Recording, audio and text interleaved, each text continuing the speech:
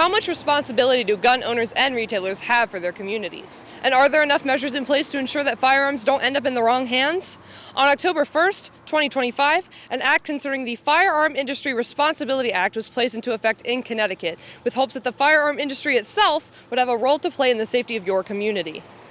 Being a contentious issue across the country, especially in Connecticut's case, the debate of responsible gun ownership has left many wondering what the best course of action is in preventing further gun violence, while also considering the preservation of Second Amendment rights. We had a conversation with Jimmy Aberzetti from Norwalk, Connecticut, on the process of obtaining his gun permit. From my perspective, it was just an application through the state and then going to my town hall in Norwalk, Connecticut.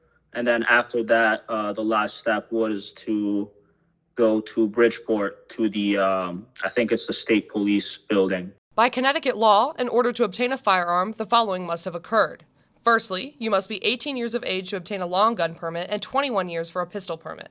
Background checks on potential buyers must extend to private firearm transfers as well as public ones and must pass through a federally licensed dealer.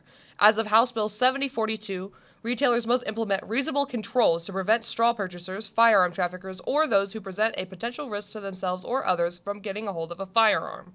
Additionally, violations of these restrictions are now to be based in civil law rather than common law, punishing wrongdoers by concrete legislation rather than precedent. Though what the state of Connecticut considers to be reasonable controls may seem too vague from the perspective of some gun owners or retailers. One gun owner from Burlington, Connecticut offered us her perspective. More law, more restrictions, more legislation that needs to be in play in order to help with gun violence. I don't believe that to be true. I believe that you enable the people that are law abiding, which are more than the unlawful, to be able to arm themselves. Others agree with the bill's sentiment, claiming that it is the responsibility of the gun sellers to ethically distribute their product. But the seller has a responsibility in trying to, both psychologically, but also like social, like have a sense of what the buyer, what type of person they are. They should have some type of knowledge of trying to read psychologically and also what type of actions this buyer might do with this weapon. According to the most recent data from Johns Hopkins School of Public Health, gun violence in Connecticut has risen by 24% in the years spanning from 2014 to 2023. Is further legislation the answer to the United States' current gun crisis? Or is Connecticut tackling this issue in the wrong way?